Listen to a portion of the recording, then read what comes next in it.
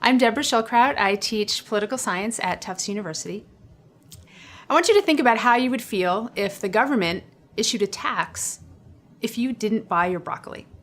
This is a question that came up when the Supreme Court was debating the constitutionality of the Affordable Care Act, which is also called Obamacare.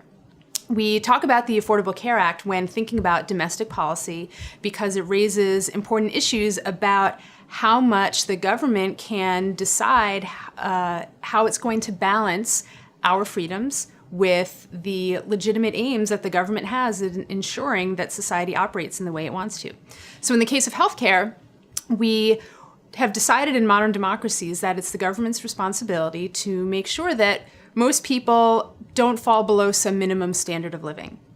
In the case of healthcare, previously, if you had some catastrophic illness, you could be denied health insurance on that basis, which resulted in a case where only really the healthy and the wealthy were able to have the kinds of insurance that they needed to stay healthy.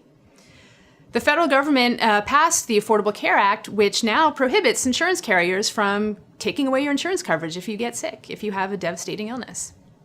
But in order for that to be sustainable for insurance companies, they also had to require that everybody purchase health insurance. The Supreme Court ruled that this is constitutional because the government has the authority to issue a tax, and that the fine that you pay is essentially a tax.